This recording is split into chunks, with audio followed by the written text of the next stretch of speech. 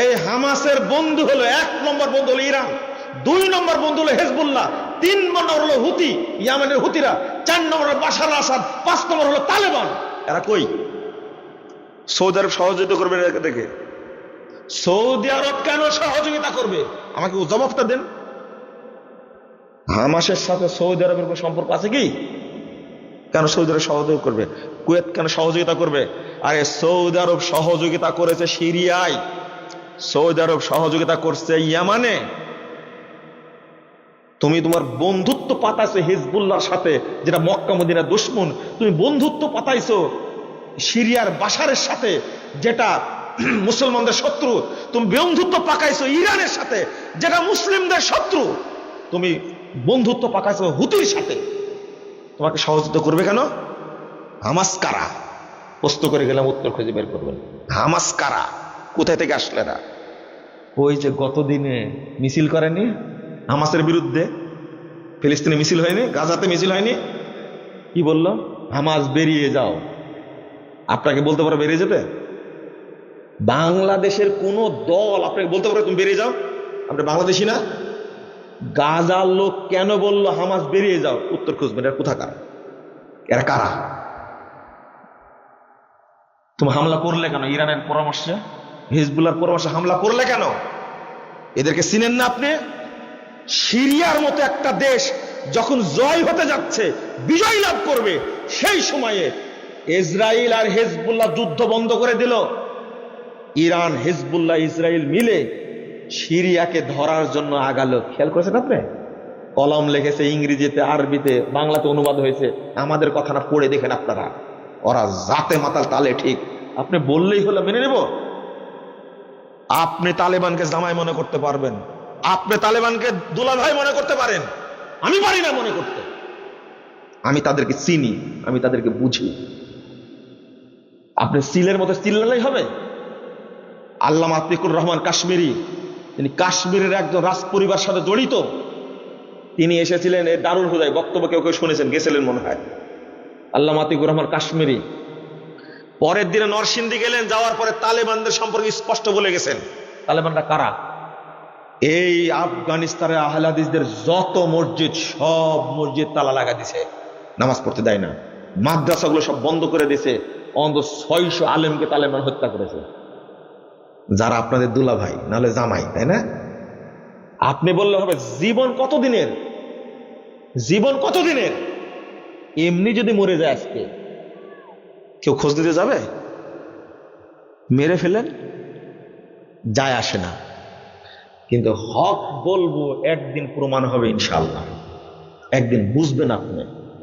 বলেন তো, ইসমাইল হানিয়া মারা গেল, ইরানে গিয়ে ইসমাইল হানিয়াকে মারলো কেন? ইরান কি জবাব দিবে? উত্তর দেন।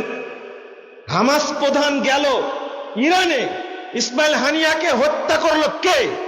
তুমি কেমনে নিরাপত্তা দিলে?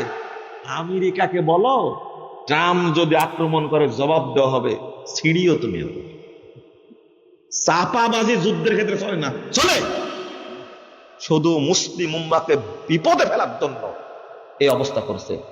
কথাগুলো খুব কষ্টে বলে ফেললাম, বুঝতে পারলেন? কষ্টে বলে ফেললাম। চাপাবাজি করবে কেন? তুমি কি করতে পারবা? আমেরিকা, আমেরিকা তুমি কি করতে পারবা? ইউরোপ আমেরিকা মিলে রাশিয়ার কিছু করতে পেরেছে? হুষ্টি সব এক হয়েছে রাশিয়ার বিরুদ্ধে, কি করতে পেরেছে? অথচ আজকে ইরান, তুমি ইসরায়েলের সাথে পারছো না, ইসরায়েলের সাথে পারছো না, ও আমেরিকার সাথে পাল্লা দেবে। চাপাবাজের একটা সীমা আসে। ইসমাইল হানিয়া গেল তোমার দেশে, হামাস প্রধান, তাকে হত্যা করলো কি করে তোমার দেশে? ইরানে জবাব দিতে পারবে? জবাব দিতে পারবে না। আমার কথাগুলো কেউ বুঝবে না, বুঝলে 10 বছর পরে। আল্লাহ তুমি আমাদের বুঝার তৌফিক দান করো, আমিন। সুবহানাক আল্লাহুম্মা ওয়া বিহামদিকা আশহাদু আল্লা ইলাহা ইল্লা আনতা আস্তাগফিরুকা ওয়া আতুবু ইলাইকা। না, আর প্রশ্ন করেন না। এত ওয়াজ করলাম, তা প্রশ্ন করছেন? মসজিদের পশ্চিম দেওয়ালের সামনে খুব ছোট করে রাখছে, পাশের জমিতে কবর থাকলে সেই মসজিদে সালাত হবে কি? বুঝাতে হবে আগে। কবরটা কি মসজিদের জমিতে? পাশের জমিতে, তাই না? থামেন, পাশের জমিতে যদি কবর থাকে, তাহলে মসজিদ আর কবরের মাঝখানে মসজিদ কর্তৃপক্ষ একটা দেওয়াল দিয়ে দেবে, কোনো সমস্যা নেই, সালাত হবে। কিন্তু কবর যদি মসজিদের জমিতে হয়, কবর উঠাতে হবে, উঠাতেই হবে।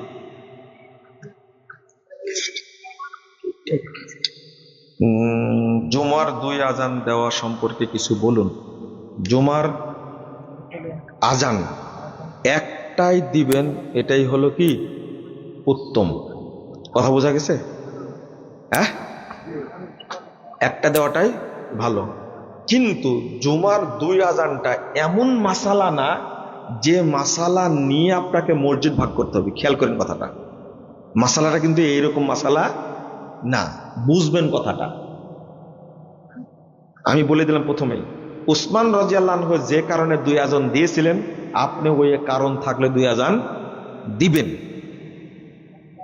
না থাকলে 1 আজান দিবেন। একই প্রশ্ন, বর্তমান ফিলিস্তিনের প্রেক্ষাপটে কি আমাদের জন্য জিহাদ ফরজ হয়েছে? ফিলিস্তিনে যান, কে কে যাবেন? কে কে যাবেন? পাকিস্তান আহলে হাদিসরা ঘোষণা দিয়েছে, আমি 10,000 সৈন্য দেব, 10,000 দেব দিচ্ছে। আপনারা কেউ বলেছে বাংলাদেশের আমরা এত হাজার দেব? আপনি কি মনে করেন আরো 50 বছর পরে কেউ বলতে পারবে? বুঝেন না মনে কথাটা? হ্যাঁ, জাতে মাতাল। গাজওয়াতুল হিন্দ যুদ্ধের সময় কি চলে এসেছে? লা ইলাহা ইল্লাল্লাহ, কোথাকার কাঁথার কোথাকার পানি এক জায়গায় মিলাই দিলেন যে। গাজওয়াতুল হিন্দ যেটা হাদিসে এসেছে, এটা কিন্তু হয়ে গেছে। বুঝেননি কথা? গাজওয়াতুল হিন্দ যে হাদিসের শব্দ আসছে, এটা ইমাম ইবনে কাসির বলে গেছেন, এই যুদ্ধ সংগঠিত হয়ে গেছে 700 হিজরিতে বলে গেছেন এটা। আর আপনি এখনো খুঁজছেন? হ্যাঁ হ্যাঁ, শুধু গাজওয়াতুল হিন্দ না, শুধু হিন্দ না, সারা পৃথিবী একদিন খেলাফতের আন্ডারে আসবে, এই হাদিস সহিহ। গাজওয়াতুল হিন্দটা যুদ্ধটা হয়ে গেছে, ঘটে গেছে। কথা বুঝতে পারছেন তো? সামনে গাজওয়াতুল হিন্দ হবে, এই ধারণা রাখা ঠিক না।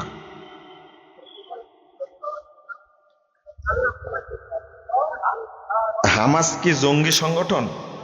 জঙ্গি বলবেন কেন তাকে? তারা তো গাজাকে মুক্ত করবে, তার জন্য লড়াই করছে। তো হামাস সম্পর্কে জানবেন, হামাস হলো কিন্তু ব্রাদারহুড, ইখওয়ানুল মুসলিমরা, জানেন আপনারা? হামাস হলো মিশরের ইখওয়ানুল মুসলিমের শাখা। কথা বোঝা গেছে? এটা কিন্তু জানে না কেউ। আর ফিলিস্তিনের শাখা হলো ফাতাহ, যেটা প্রতিষ্ঠা করেছিলেন ইয়াসির আরাফাত। চিনেন না ইয়াসির আরাফাতকে? কিন্তু এই যে দ্বন্দ্ব, যেটা এটা খোঁচা মেরে দিলেন বলতে হচ্ছে এখন, সেটা হলো এই গাজা শাসন করত ফাতাহ, অর্থাৎ মাহমুদ আব্বাসের নেতৃত্বে শাসন করত। কিন্তু 7 সালে, খেয়াল করেন, 7 সালে হামাসের সাথে দ্বন্দ্ব পাকাই হলো ফাতাহ। হামাস যুদ্ধ পাকায় ফাতার সাথে, নিজেরা যুদ্ধ করে সৌদি আরব বলে দিল তোমার সমাধান করো 7 সালে। কিন্তু সৌদি আরবের কথা হামাস শুনলো না, অবশেষে ফাতাকে বের করে দিল, গাজা শাসন করবে তাই। এই জন্য ফিলিস্তিনের অন্য মুসলিমরা ফাতার ব্যাপারে কোনো নাক গলায়, গাজার ব্যাপারে কোনো নাক গলায় না। তোমরা নিজেরা যুদ্ধ করলে কেন? তোমরা বাহির থেকে এসে ফাতাকে তোমরা সরাই দিলে কেন? এখন ঠেলা সামলাও। বুঝতে পারলাম কথা?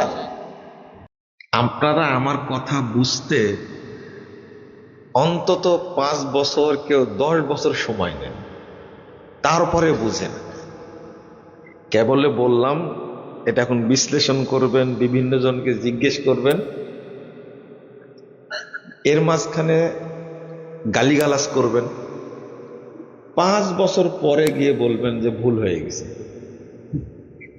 প্রায় দিনই 2-1 দিন পর পরই দেখা যাবে কিছু কিছু মানুষ হয় ফোনে বলে, না হলে সাক্ষাতে বলে, হাত এমন ভাবে চেপে ধরে, আগে বলতে হবে আপনাকে মাফ করে দিলাম, তারপরে হাত ছাড়বে। এরকম ঘটনা প্রায় ঘটে। একজন এই 24-25 বছর বয়স হবে, খুব সুন্দর দাড়ি, তো বলছেন যে আমি আপনাকে গালি দিচ্ছি প্রায় 8-10 বছর যাবত, আজকে ক্ষমা চাওয়ার জন্য এসেছে, আমাকে মাফ করে দেন। আমি বুকে জড়ায় ধরে বলছি যে এইভাবে গালি দিলে পাপ হয় না। কথা তো বাস্তব, এখন বুঝেছে, আর পাপ হবে? তো এই সমস্ত মানুষকে ভালোবাসে যারা গালি দেয়, ভালোবাসার কারণটা হলো এরা বক্তব্যটা শুনে গালি দেয়, তাই না? শোনার পরে গালি দেয়। আলহামদুলিল্লাহ, আমি তার জন্য তো দোয়া করি আল্লাহ যেন তাদেরকে হেদায়েত দান করে। যখন আপনার কাছে এইভাবে ক্ষমা চাচ্ছে তখন আপনার কি ভালো লাগবে না? কি বলে গালি দিতেন? এখন ওইটা বলা যাবে না, চিন্তা করেন গালির ভাষাটা কেমন ছিল। যেমন এনায়েতুল্লাহ আব্বাসী গালি দেয়, তাই না? আপনাদের পীর সাহেব, তাই না?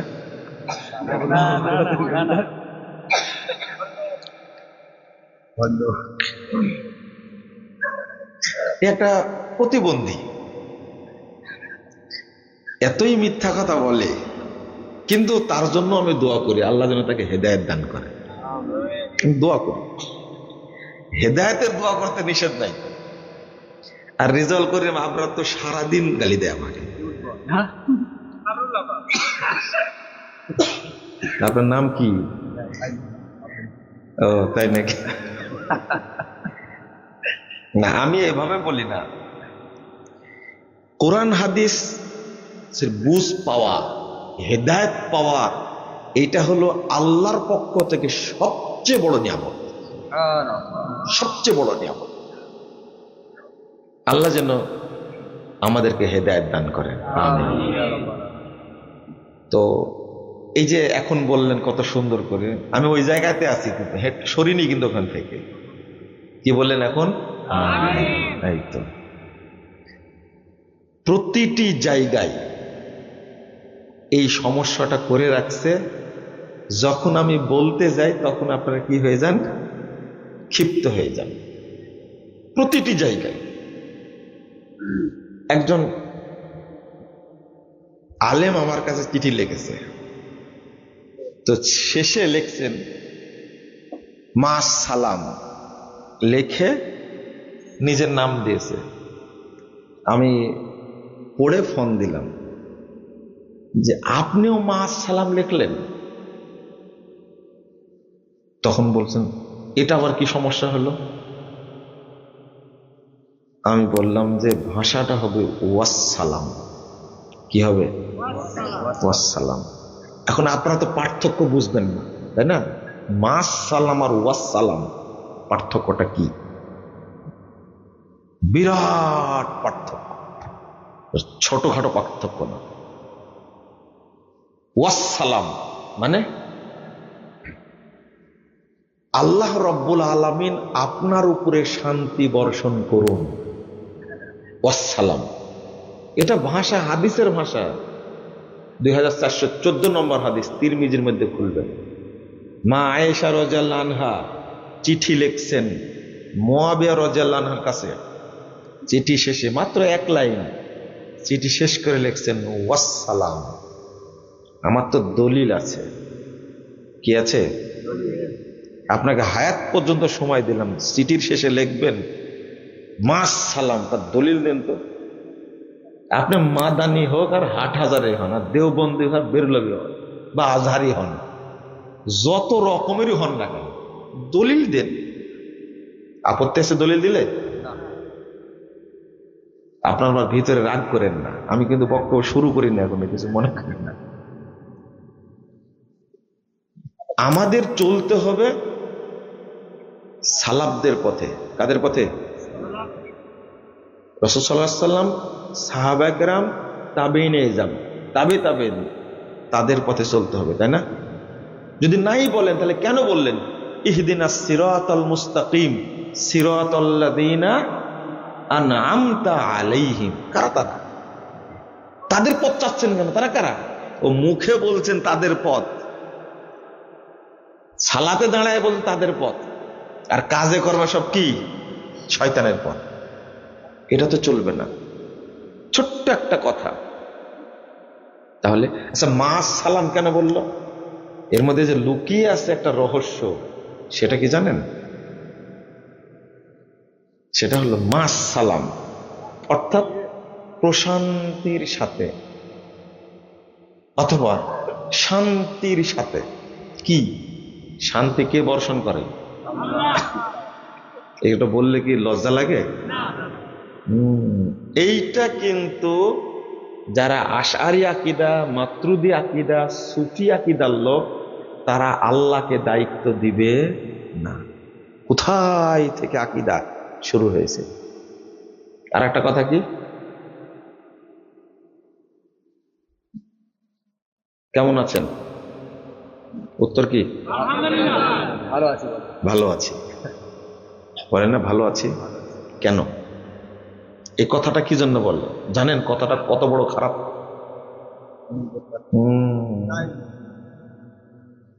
এই কাপটা ফেলে দিব। কাপটা কি করব? আমি ফেলে দিলাম, আমি ভাঙলাম, 10 টাকার আমার না? উত্তরটা কি হবে? মুজফফর বিন মহসিন গ্লাসটা ভেঙে দিছে, তাই না? এরা কোনোদিন বলবে না, ওরা বলবে ভেঙে গেছে। পার্থক্য হলো না? এই কথাগুলো সব চালু করেছে সুফিরা। কারা? সুফিরা। এটা হলো কুফুরি মতবাদ। কি মতবাদ? আপনি শুনেন কথাটা, বারবার শুনেন। কার মুখে শুনেন? হাফিজাহুল্লাহ কি বলে? আহলে হাদিস আলেমরা বলে, নাম বলে বলবে হাফিজাহুল্লাহ বলে না, মানে আল্লাহ তাকে হেফাজত করুন, আল্লাহ তাকে নিরাপত্তা দান করুন। কিন্তু এই কথা কোনদিন বেদাতীদের মুখে শুনেছেন? না। শুনেন। দামাত বারাকাতুহুম, এটার অর্থ কি? একটু ওয়াজ তো শুনলেনি, সোহেল ভাই করলেন আওয়াজ, আমি একটু ওয়াশ করে নিই, তারপরে বক্তব্য শুরু করি। সেটা হলো একটু ছোট্ট পার্থক্য দেখেন। আমরা বলবো আপনাকে, ভাই কেমন আছেন, বারাকাল্লাহ ফিক, এটা কি আপনার কাছে আছে? বারাকাল্লাহু ফিক, আল্লাহ আপনার উপরে বরকত নাজিল করুন। কথাটা কত সুন্দর না? কিন্তু এই দায়িত্ব তারা আল্লাহকে দিবে না। এটাই হলো সুফি আকীদা, এটাই হলো আশআরি আকীদা, এটা হলো মাতুরিদি আকীদা, এটা হলো কুফরি আকীদা। তারা বলছে কি জানেন? সোহেল বিন মকবুল কি বারাকাতুহুমুল আল দামাত বারাকাতুহুমুল আলিয়া, এর অর্থটা কি? আলিয়া, তার উচ্চ মর্যাদা বৃদ্ধি পাক। তার উচ্চ মর্যাদা কি বৃদ্ধি পাক, সম্মান বৃদ্ধি পাক। এই সম্মান বৃদ্ধি করার মালিক কে? আল্লাহর নবীর ভাষা হলো হাফিজাকাল্লাহ, হাফিজাহুল্লাহ, হাফিজাহুমুল্লাহ, আল্লাহ হেফাজত করুন। 611 নম্বর হাদিস সহিহ মুসলিমের মধ্যে এসেছে। কিন্তু আর এই ভাষাটাকে মর্যাদা বৃদ্ধি পাক, মর্যাদা কে বৃদ্ধি করে? এই জায়গায় যদি বলা হতো হাফিজাকাল্লাহ বা হাফিজাহুল্লাহ, কোনো সমস্যা হতো? সব চেঞ্জ করা লাগবে, সব চেঞ্জ করা লাগবে। এর মাধ্যম হলেন আপনি, যারা এখানে এসেছেন, অনলাইনে শুনছেন, তারাই হলেন আমার প্রকৃত সৈনিক। এই সমাজ পরিবর্তনের তারাই হলেন প্রকৃত কারিগর। কথা বুঝতে পারলেন? আপনি চেঞ্জ হবেন, আপনার সন্তান চেঞ্জ হবে, আপনার পরিবার চেঞ্জ হবে, আপনার এলাকা চেঞ্জ হবে। আমাদের মিশন এটাই। সময় লেগেছে নূহ আলাইহিস সালামের 900 বছর, মুহাম্মদ সাল্লাল্লাহু আলাইহি সাল্লামের সময় লেগেছে, শুধু তাওহীদের দাওয়াত দিচ্ছেন 13 বছর। আমরা আলেম না, গলার জোরে কথা বলে আমরা মনে করি আমাদের সময় লাগবে। সাহাবীরা ছাত্র, শিক্ষক হলেন স্বয়ং মুহাম্মদুর রাসূলুল্লাহ সাল্লাল্লাহু আলাইহি সাল্লাম। ছাত্র কারা? সাহাবীরা। আর সরাসরি আল্লাহর পক্ষ থেকে ওহী নাযিল হচ্ছে শুধু তাওহীদের দার্স শেখাতে, শুধু তাওহীদের সবক দিতে আল্লাহ সময় নিয়েছেন 13 বছর। কয় বছর? 13 বছর সময় নিয়েছেন। 13 বছর সময় নিয়েছেন।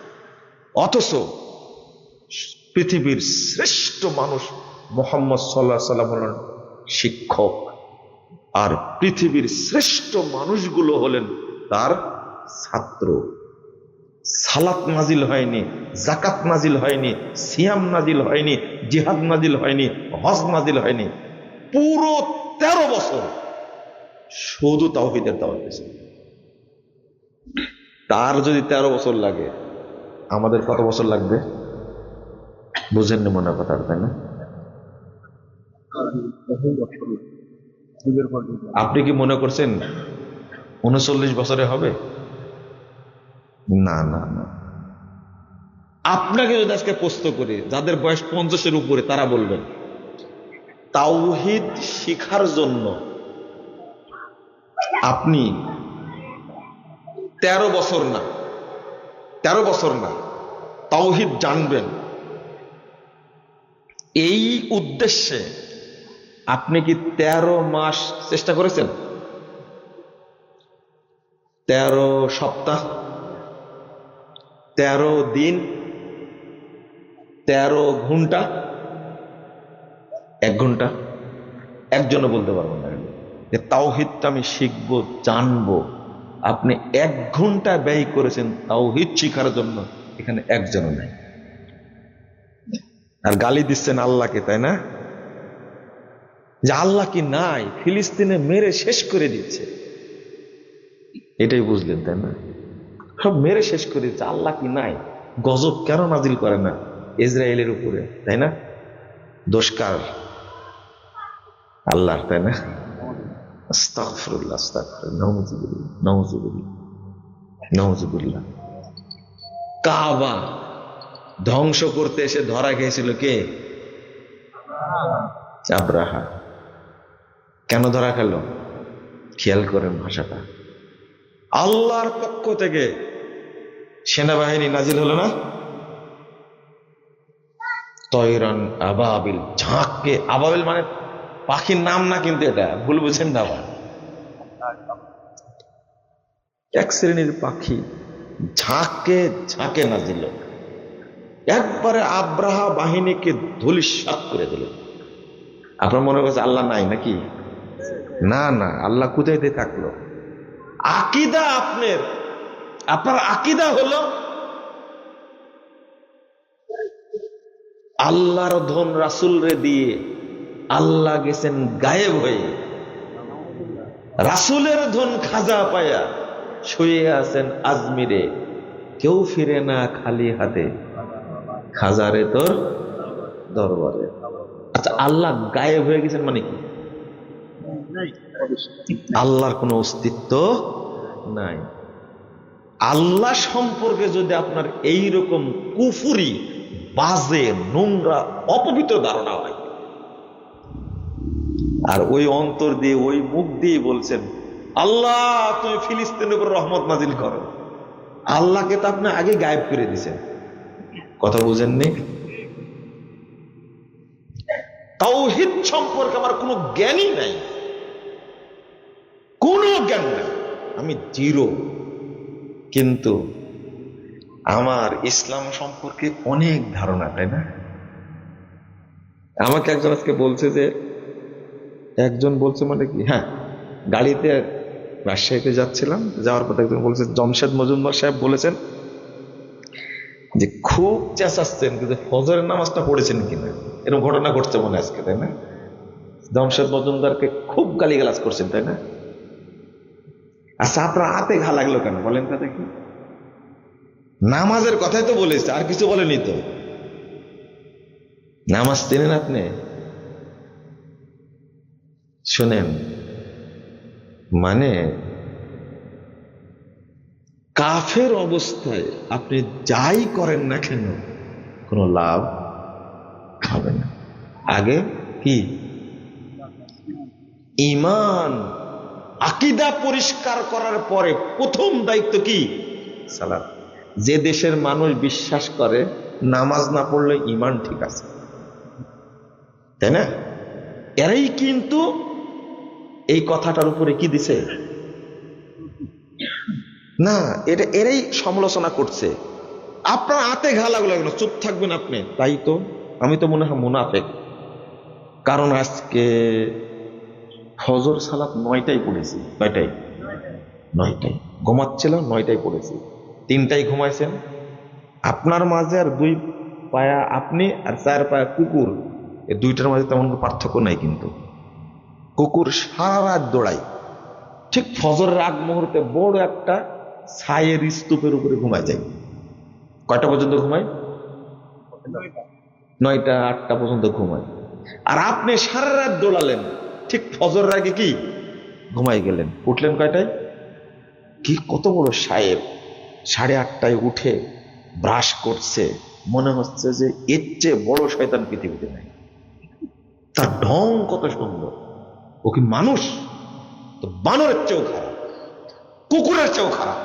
ও সব বুঝে। কিন্তু শরীয়ত, আপনি বলবেন যে কুকুরের চেয়ে খারাপ বললেন কেন? আমি বলেছি? আমি বলেছি কথা? আল্লাহ বলেছেন। আপনি টেরা, আপনি বয়রা, বয়রা বোঝেন? এটা আপনার কানে ঢুকে না। আল্লাহ বলেছেন উলাইকা কাল আনাম বাল হুম আদাল, তারা চতুষ্পদ জন্তু নাই, বরং তার চেয়েও খারাপ। বানরের চেয়ে খারাপ কে? শুয়োরের চেয়ে খারাপ কে? শুয়োর বুঝেন আপনারা? এর চেয়ে খারাপ কে? এটা আল্লাহ বলছেন, আমি বললে দোষ। আপনার হাতে ঘা লাগার কথা না। আপনার ঘা লাগলো কেন? আপনি সব বোঝেন। ছোট ভাই ফজরের সালাতে আজান হয়েছে, ডাকছে বড় ভাইকে, ভাই ওঠো, আজান হয়ে সালাত পড়তে যাই। দরজাটা খুলে বলছে যে তোমার নামাজ তুমি পড়ো, আমার ঘুমের ডিস্টার্ব করবো কেন? আমার খবরে তুমি যাবা? যে জবাবটা দিলে, খেয়াল করেন কথাটা, তোমার নামাজ তুমি পড়ো, ঘুমের ডিস্টার্ব করো কেন? আমার খবরে তুমি যাবা? দেখছেন কত বুদ্ধিমান।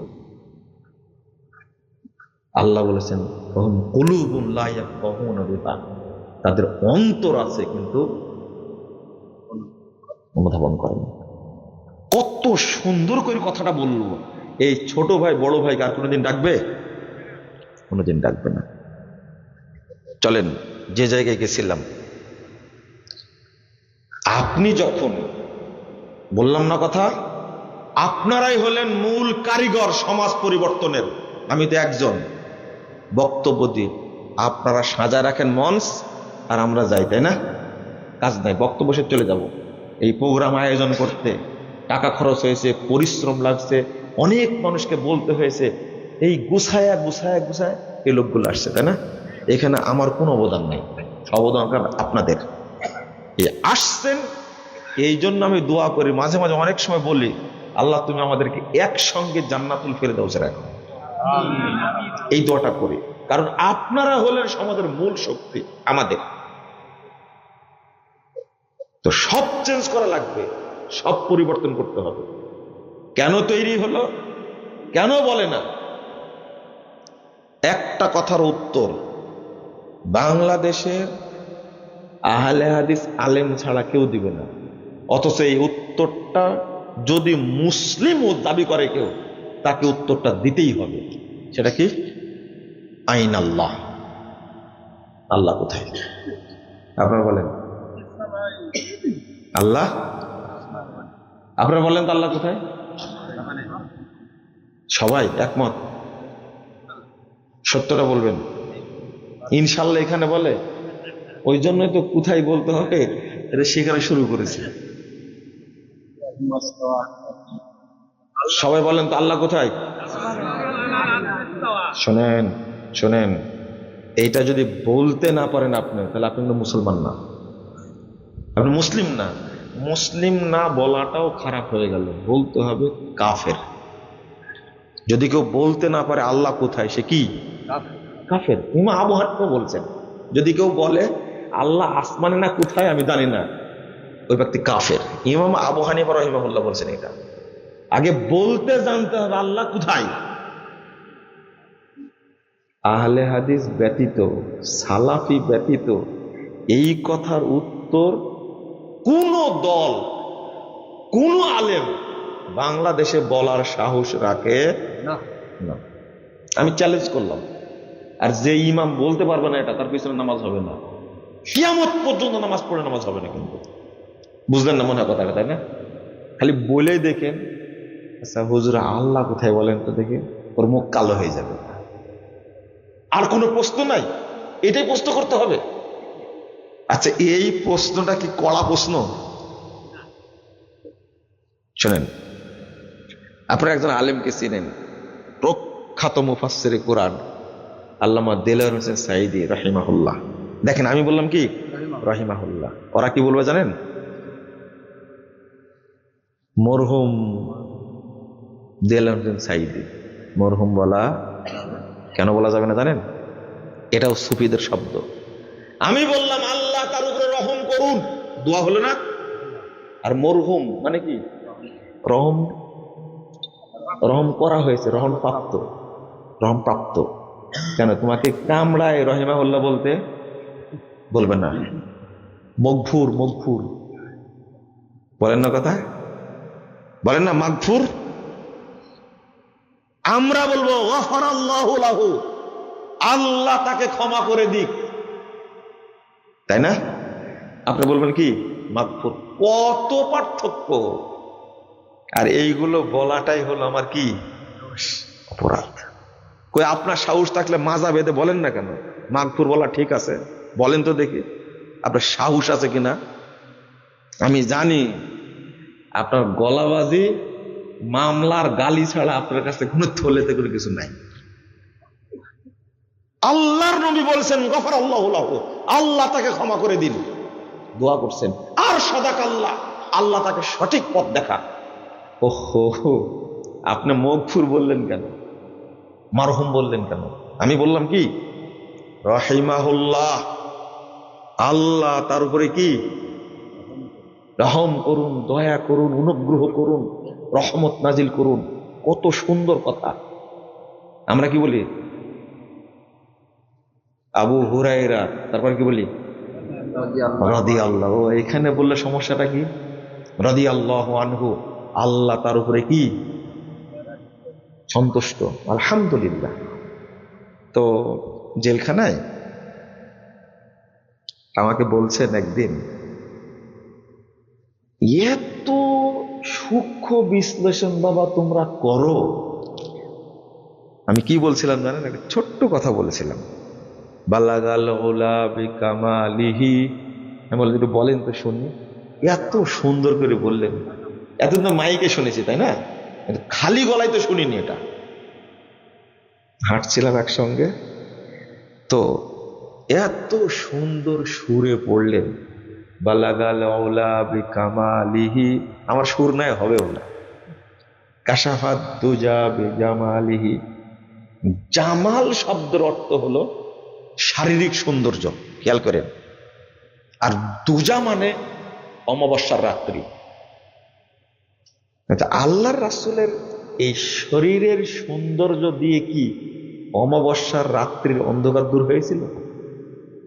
তখন বলছেন যে বাবা তো ওয়াজ তো করেছি, রাত্রিতে মা আয়েশার ঘরে সুই হারিয়ে গেল, ঘরে বাতি নাই, কিন্তু রাসূলের শরীরের সৌন্দর্যের কারণে সুই দেখতে পেলেন। হ্যাঁ শুনছেন তাই না? তাই শোনেন, অন্যদিকে কথা বলছে, আপনারা খেয়াল করেন। তখন আমি আশ্চর্য হয়ে গেলাম, বলছেন এই ওয়াজ করেছেন? হ্যাঁ। তাহলে শেখ সাদির কথাটা, তাহলে শেখ সাদির আকীদা কি ছিল? আল্লাহর নবীর শরীর থেকে কি বের হতো? তাহলে আমি বললাম যে মা আয়েশা রাদিয়াল্লাহু আনহা যখন ঘুমাতে যেতেন তখন আল্লাহ রাসূল বলতেন বাতিটা নিভায় দাও, বাতির কি দরকার ছিল? এটা তো বুখারীর হাদিস, খেয়াল করেননি আপনারা? এটা তো হাদিস। শরীরের যদি সৌন্দর্যের কারণে ঘর আলোকিত হয়ে থাকে, শেখ সাদির আকীদা ছিল নবী কিসের তৈরি? গেছে, সব গেছে, শেষ। আপনারা এই বিষয়গুলোকে খুব হালকা মনে করেন, কিন্তু বিষয়টা হালকা না, খুব কঠিন এবং জটিল বিষয়টা। আপনি ভাবতে পারেন, এটা চিন্তা করতে পারেন। তো প্রতিটি জায়গাতে ঢোকে আছে এই কথাগুলো। আপনি বলবেন আলহামদুলিল্লাহ, আল্লাহ ভালো রাখছেন। কে ভালো রাখছেন? আলহামদুলিল্লাহ, আল্লাহ ভালো রাখছেন। ভালো আছি, আর টেলিফোনটা রাখার সময় ভাই রাখলাম, ভালো থাকেন, কি বললেন? অথচ বলার দরকার কি ছিল? ওটা না নাই বললেন, যেটা রাসূল সাল্লাল্লাহু আলাইহি ওয়াসাল্লাম বলেছেন, সাহাবীরা বলেছেন, ওইটা বলেন। ফিয়ামানিল্লাহ, তাই না? খাইছেন আবার, দেখেন আরেক বেদাত। কথায় কথায় সমস্যা। ওই যে কিছু না গেলে ইনশাল্লাহ বললেন না, হজ করেছেন যে ইনশাল্লাহ করেছি, কি বলতে হবে? আলহামদুলিল্লাহ। ভাই আলহামদুলিল্লাহ, আল্লাহ হজ করাইছেন। কথা বুঝেছেন? ভবিষ্যৎ কিছু কাজ করবেন তো তখন কি শোনেন, মাশাআল্লাহ, ইনশাল্লাহ, আলহামদুলিল্লাহ, কথা বুঝতে পারেন? কিন্তু আপনার মেয়েটা সাংস্কৃতিক প্রতিযোগিতায় স্কুলে নাচানাচি করে ফার্স্ট হয়েছেন, মেসেজ দিচ্ছেন যে আমার মেয়েটা ফার্স্ট হয়েছে, কিন্তু আপনি উত্তর দিয়েছেন মাশাআল্লাহ। এই অকাম করেন না, কিন্তু এটা কত বড় আকাম জানেন? এটা মাশাআল্লাহ শব্দটা কোথায় বসে? জাহেলরা এটাও বোঝে না। কি আর করবো, আর কি আর বলবো। যাক, আপনারা যতটুকু পারেন গালি দেন, আর আমি যতটুকু পারি বলতে থাকি, দেখি আল্লাহ কত দূরে নিয়ে যায় ইনশাআল্লাহ। এটা হলো উদ্দেশ্য। আপনারা প্রতিটি কথায় খেয়াল রাখবেন ইনশাআল্লাহ। রাগ করলেন? বলবেন জাযাকাল্লাহু খায়রা। বলেন তো আজ পর্যন্ত কোন বক্তার মুখে এই কথা শুনেছেন? বলবেন না। আহলে হাদিস বক্তার কাছে শুনবেন, কারণ এরা জানে অনুবাদ করছে কোরআনের, কাল্লামাল্লাহু মূসা তাকলিমা। আল্লাহর সাথে মূসা আলাইহিস সালামের কথোপকথন হলো। কি হলো? আল্লাহর সাথে মূসা আলাইহিস সালামের কথোপকথন হলো, অনুবাদ হলো। ভাইরাস বক্তা অনুবাদ করছে এটা, অথচ অনুবাদ হবে আল্লাহ তাআলা মূসা আলাইহিস সালামের সাথে কথা বললেন। এই কথা বলবে না, আল্লাহ কথা বললেন, এটা প্রমাণ করে হয়ে যাবে যে তাহলে আল্লাহর মুখমণ্ডল আছে, এই যে আল্লাহর আকার আছে। এটা বলবে। কত চালাক! কোরআনের অনুবাদ চেঞ্জ করে ফেলেছে, কোরআনের অনুবাদ চেঞ্জ করে ফেলেছে। এই কথাগুলো হঠাৎ বলে ফেললাম, একটা কারণে বললাম, আপনারা যেটা বুঝবেন না, একটা কারণে বললাম। চলেন, যদিও বা আমার এই কথাগুলো শুনে অনেক ব্যক্তি বলছেন খামা খাই এগুলো আলোচনা করার কি দরকার, ওয়াজ করা বাদ দেয়া, তাই না? আর মহিলারা তো বলছেই যে ওয়াজ কখন শুরু করবে, তাই না?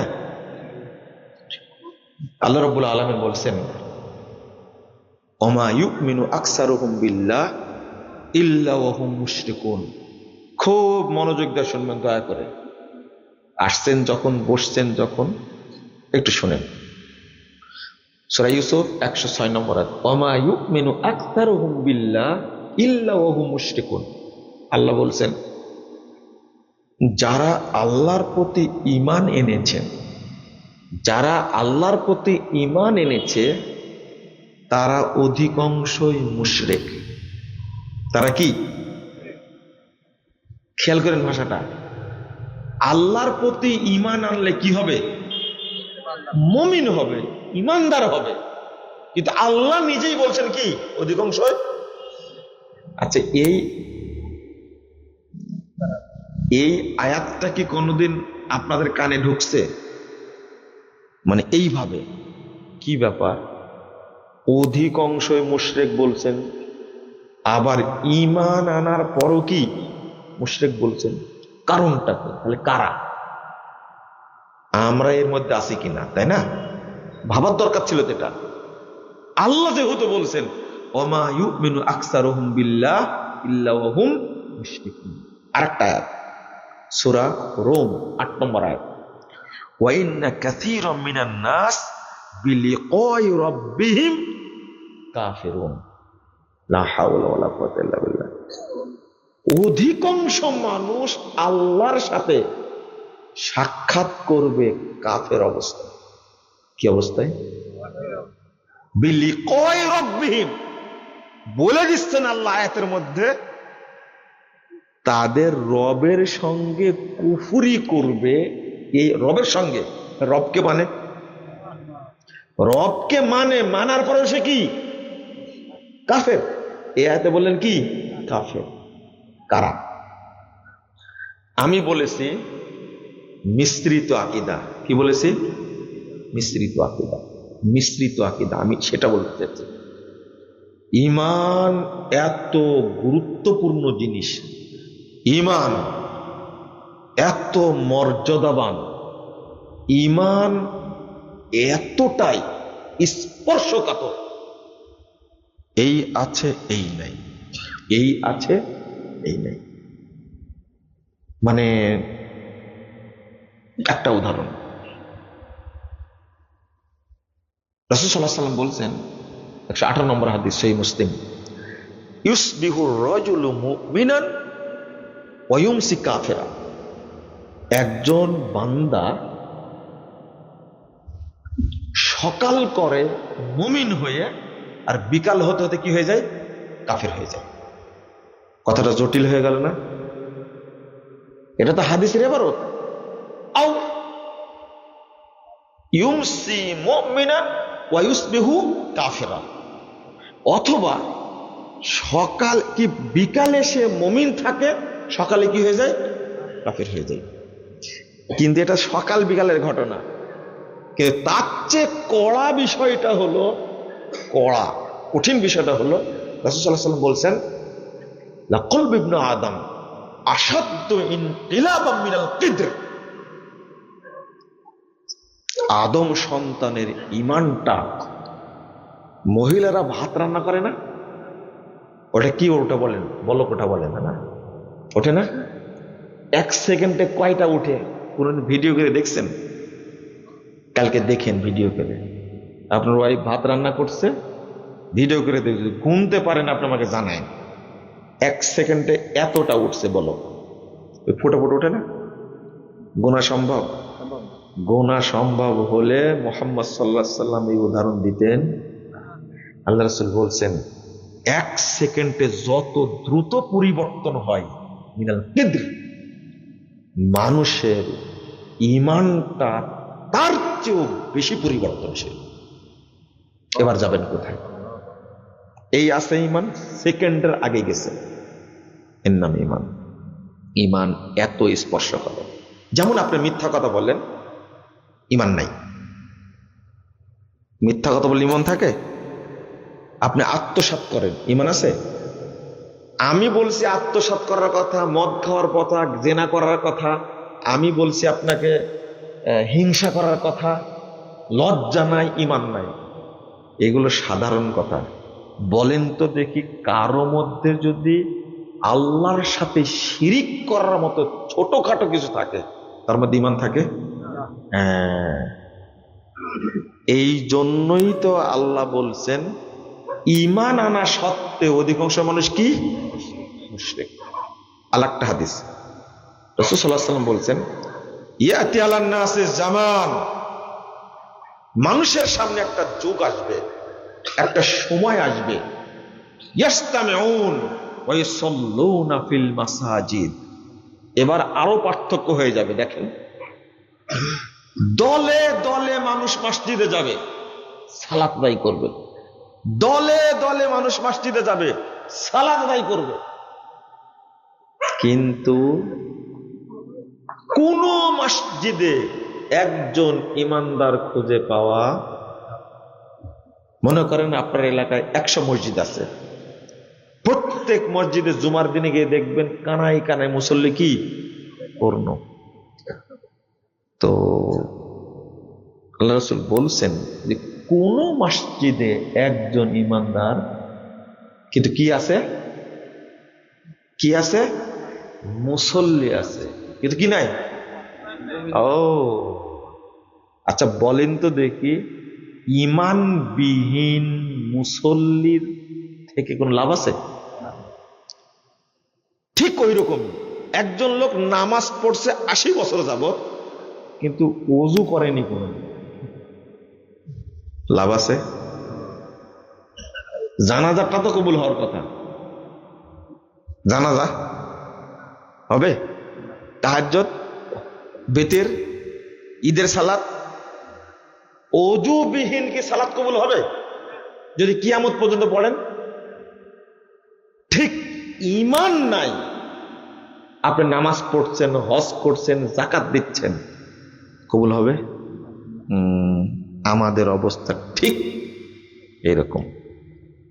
আমরা মুসল্লি কিন্তু কি নাই, বেঈমান।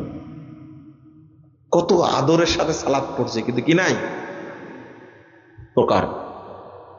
এক শ্রেণীর মানুষ নামাজ পড়ে, এরা পীর ফকিরের সাথে জড়িত, অধিকাংশ মানুষ মাজার পূজারী, কবর পূজারী, খানকা পূজারী। বলেন তো দেখি এই লোকগুলো নামাজ পড়ে না? আল্লাহকে বিশ্বাস করে না? করে, কিন্তু আল্লাহ কি বলছেন, কি বলছেন জোরে বলেন? মুশরিক, মুশরিকেরা। কারণ তারা মানুষকে সেজদা করে, কবরে সেজদা করে। এদের সংখ্যা কম না বেশি? বেশি। 2, যারা রাজনীতির সাথে জড়িত লোক আছে না, কিছু মাথায় টুপি দেয় না, জুমা পড়ে, সালাতও পড়ে, কিন্তু রাজনীতি যারা করে তারা শুধু শিরিক করে না, তারা শিরিক চাষ করে। চাষ করা বুঝেন? উৎপাদন করে। উৎপাদন করা বুঝেন? প্রত্যেকটা রাজনৈতিক দল এরা শিরিক, এক একটা শিরিক উৎপাদনের বড় বড় ইন্ডাস্ট্রি। এদের কি হবে? আমি 2টা ভাগে ভাগ করে নিলাম, কিন্তু এক শ্রেণীর মানুষ কিসের সাথে, ধর্মের সাথে জড়িত, তাই না? আর একটা কি, রাজনীতির সাথে জড়িত। রাজনীতির সাথে যা জড়িত তাদের ইসলাম থেকে খারিজ হওয়ার জন্য একটা কথাই যথেষ্ট, জনগণই সকল ক্ষমতার, আর কিছু লাগবে না। এটা যে এত বড় হারাম কথা, যদি একজন রাজনৈতিক ব্যক্তি বুঝতো এটা কত বড় হারাম কথা, তাহলে আর জীবনে ঘর থেকে বের হতাম না, যদি বুঝতে পারতো। কিন্তু এখন জিজ্ঞেস করলেন, বলবেন কি বলবেন? সকল ক্ষমতার উৎস কে? আল্লাহ। কত সুন্দর করে বলছেন। কিন্তু আত্রায়ের কলেজ মাঠে যখন যাবেন তখন কি বলবেন? জনগণই সকল ক্ষমতার উৎস। এর চেয়ে বড় মিথ্যা কথা বর্তমান যুগে আর নাই। বিগত 16-17 বছর সরকার ছিল, এরা কি জনগণের সরকার ছিল না? তাই না? কত সুন্দর জনগণের সরকার ছিল, তাই না? বলছে যে পৃথিবীর ইতিহাসে সবচেয়ে ফেয়ার ইলেকশন হয়েছে 2024 সালে 7 জানুয়ারি। আমার মনে হয় ইবলিসের একটা দাঁত নাই, হাসতে হাসতে দাঁত পড়ে গেছে, আমার মনে হয়। এত বড় মিথ্যা কথা মানে পৃথিবীতে কেউ বলেছে কিনা সন্দেহ আছে। কিন্তু আপনাদের তো লজ্জা নাই, ঘুরে আবার ওই জায়গাতে যাবেন, তাই না? তাই না? লা হাওলা ওয়ালা কুওয়াতা। শুনেন, আমরা এগুলোকে ধারিও না, চিন্তাও করি না, ধারিও না, ওই চিন্তাটা করেন না। আমরা যে কথাটা বলি আকীদার কথা, কথা বুঝতে পারলেন? আপনি বিশ্বাসটা করলেন কেন? আপনি আওয়ামী লীগ না, বিএনপি না, জামাত না, জাতীয় পার্টি না, অমুক তমুক, জাসদ বাসদ, খেতা, রেজকি, বাটখারা, যাই হন না কেন আপনারা, আমার কথা হলো আপনি মুসলিম, তো আপনার উপরে আমার একটা মহব্বত আছে না? এই জন্য বলি আপনাকে কবরে যেতে হবে, আমাকেও কি আল্লাহর সামনে দাঁড়াতে হবে না? তো আপনি কি নিয়ে দাঁড়াবেন? কি নিয়ে দাঁড়াবেন? সকল ক্ষমতার উৎস জনগণ, এটা নিয়ে আল্লাহ বলছেন ওয়া আন্নাল কুওয়াতা লিল্লাহি জামিয়া। সরাসরি কথা, এটা কোরআন বিরোধী, তাওহীদ বিরোধী, আকীদা বিরোধী। এর সমাধান কি? আর একটা, যতগুলো মূর্তি তৈরি করেছেন, মূর্তি কিন্তু শুধু একজনের ভাঙ্গা হয়েছে, তাই না? বাকিগুলো লালন করছে। শারদীয় দুর্গা পূজার শুভেচ্ছা আপনি জানালেন, এ কি হবে? হুজুরেরা পর্যন্ত মণ্ডপে গিয়ে দোয়া করেছে, হলো না? এবার ইতিহাস সৃষ্টি করেছে, মানে বিজয় হয়ে গেছে। তাই বলে পূজা মণ্ডপে গিয়ে পাহারা তো দেওয়ার কথা। ওই যে সাইফুল ইসলাম আইনজীবী, চিনেন না? ওই যে কত সুন্দর প্রতিদান দিল। এদেরকে চিনেন আপনি? এদেরকে চিনেন? এই ভিতরে আর ঢুকে আছে সাইফুল ইসলাম সাহেব, একজন আইনজীবী, সম্পূর্ণ নিরপরাধ মানুষ, সহজ সরল মানুষকে কিভাবে জবাই করে হত্যা করলো, চিন্তা করতে পারছেন? এটা প্রতিদান। ওই যে পাহারা দিচ্ছেন না মুন্ডু, প্রতিদান, প্রতিদান খুব সুন্দর করে ওরা দিছে। আপনি ব্যবস্থা করবেন যে হামলা যেন না হয়, তাই না? কিন্তু রাত জেগে মুন্ডু পাহারা দিতে বলেছে কে আপনাকে? কোন শরীয়তে পেয়েছেন আপনি? ওই যে প্রতিদান দিয়েছে তারা। আমি হিন্দু যারা, তাদের কথা বলছি না। ওই যে একজনকে গ্রেফতার করেছে, ও বদমাসটার নাম কি যেন ভুলে গেছি, কুলি করবেন আজকে, এর নাম বললেন কেন আপনি? ভারতের এজেন্টটা বাস্তবায়ন করছে, সে করছে না? আর আপনি সুমু দিচ্ছেন তাকে, তাই না? লা হাওলা ওয়ালা কুওয়াতা ইল্লা বিল্লাহ। খুব সাবধান, জটিল। 5 আগস্টের আগে বলা যেত না মুজিবের মূর্তি চলবে না, বলা যাবে? বলা যায়নি। গেলেই তো লাল ঘরে ঢোকা দেবে, আয়না ঘর তো আছে রেডি করা। কিন্তু 5 আগস্টের পরে 2-3 ঘন্টার মধ্যে গোটা দেশে যা ছিল, এই আপনারা কয়টা দেশ সফর করেন, কয় জেলায় যান? আর আমরা তো গোটা দেশ ঘুরে বেড়াই, তাই না? কোথায় কত বড় মূর্তি, কোন জায়গায় আছে, কেমন, সব তো আমাদের জানা আছে, আমরা তো জানি। একবারে যেভাবে উল্টা দিছে। আমি বক্তব্যে বলেছি যে মুজিবনগরের মূর্তি মাত্র 1 ঘন্টার মধ্যে শেষ করেছে। তা আমাকে বলতে আপনি ভুল বলেছেন, আধা ঘন্টাও লাগেনি, সব চুরমার হয়ে গেছে। কিন্তু আমার একটা আক্ষেপ থেকে ছাত্রদের উপরে, এই ছাত্রদের যদি আমরা শেখাতে পারতাম, এদের দরকার ছিল আগে মাজার গুলো ভাঙ্গা। কি ভাঙ্গা? বাজার। মাজার ভেঙ্গে গুঁড়াই দিতে হবে একবারে। বাংলাদেশে কোনো মাজার থাকবে না। কারণ শেখ মুজিবের মূর্তিতে কেউ সেজদা করে এটা আমার জানা নাই, তবে করতে পারে। কাদের সিদ্দিকের মধ্যে কেউ থাকতেও পারে, কিন্তু আমার দেখা নাই যে মূর্তিকে সেজদা করেছে। কিন্তু কোটি কোটি মানুষ মাজারে সেজদা করে, এটা মানুষ জানে না। শেখ মুজিবের মূর্তি ভাঙা জরুরি ছিল না মাজার ভাঙা জরুরি ছিল? সবগুলো উল্টা দিকে। আপনারা বলে যে বাংলাদেশ স্বাধীন হয়েছে, মোড়ার ডিম হয়েছে। আপনারা জালেম ফ্যাসিস্ট চালাইছেন, ঠিক আছে, কিন্তু শ্বাস ধাস একই থেকে গেছে। যেই দিন এই দেশ থেকে মাজার পূজা, মূর্তি পূজা, খানকা পূজা উৎখাত হয়ে যত তন্ত্র মন্ত্র আছে সবগুলো বিদায় করে ইসলাম প্রতিষ্ঠিত হবে, সেদিন স্বাধীন হবে। তার আগে না, তার আগে না। আগে সবগুলো সরাতে হবে। এর নাম হলো লা ইলাহা ইল্লাল্লাহ।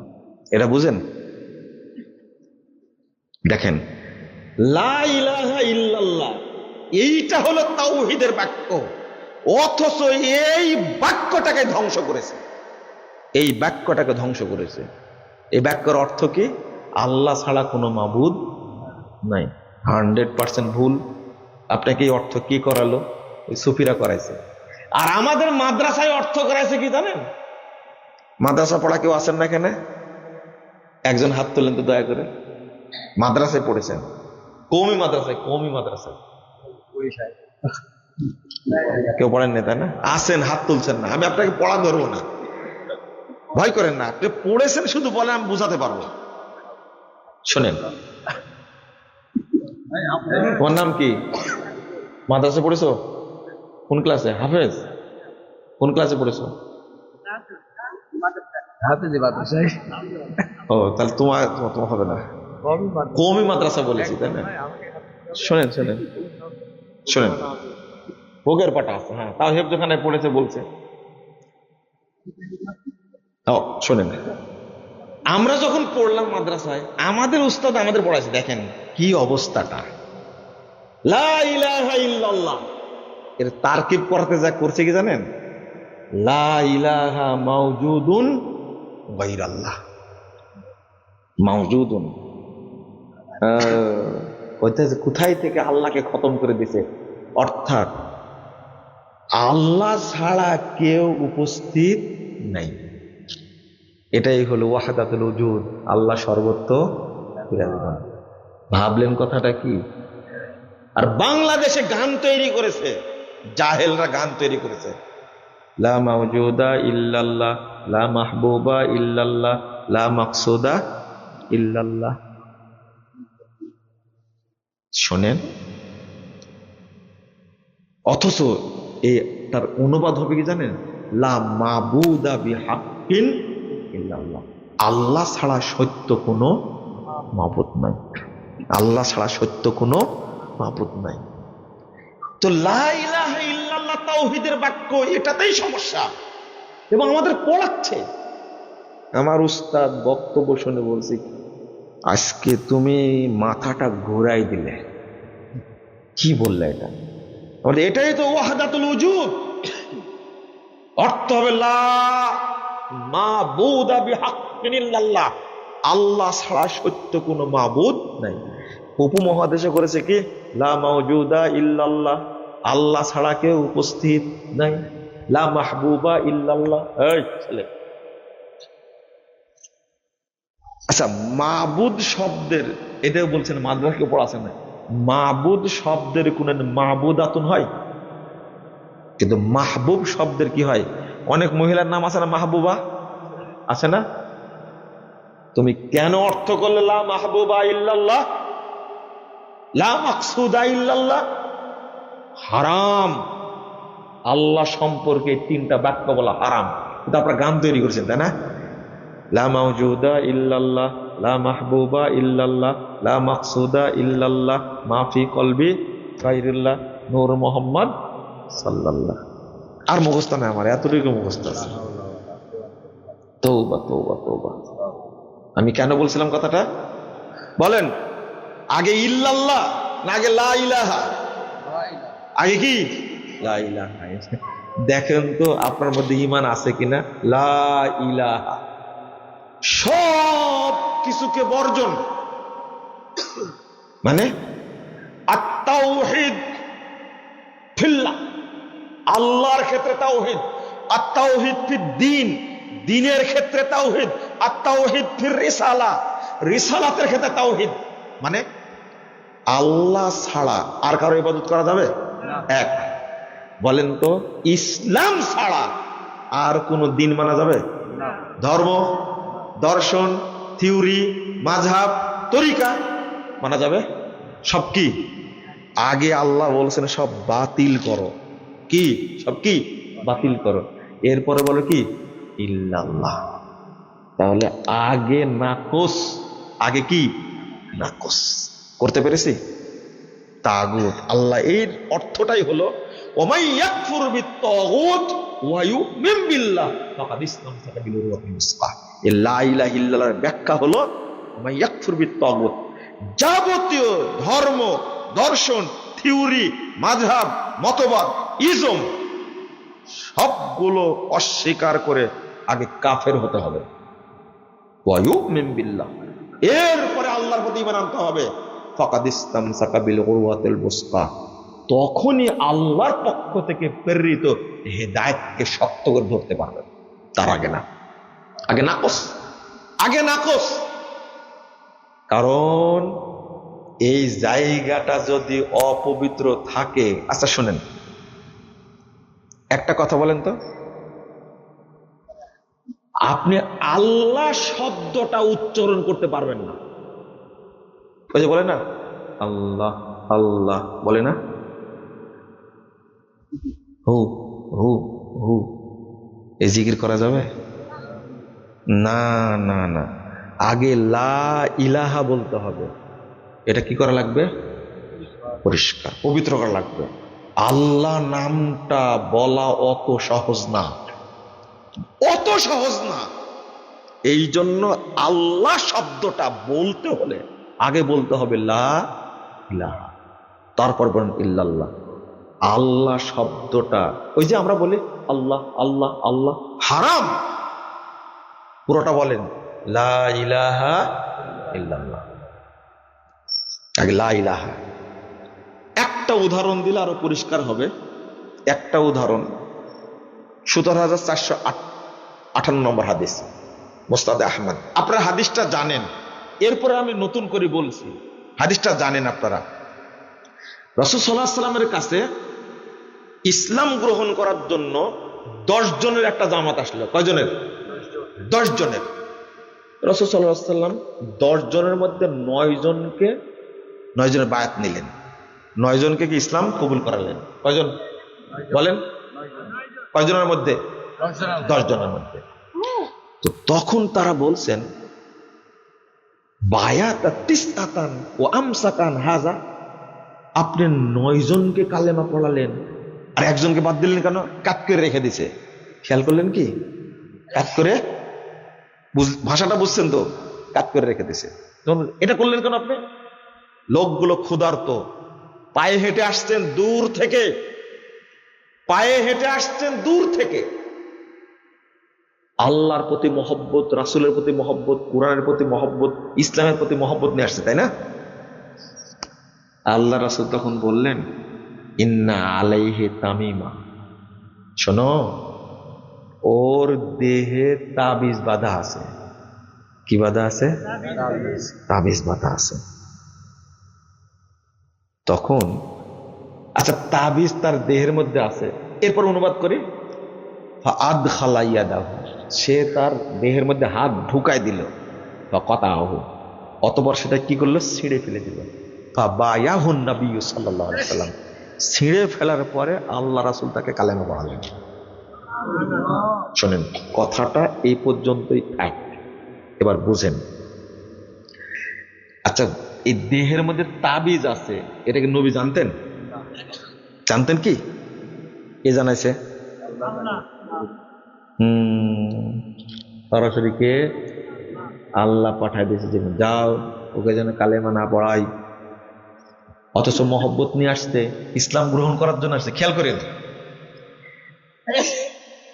এক। 2 নম্বর কথা হলো, আচ্ছা কালেমাটা পড়ানোর পরে বলতে পারতেন না?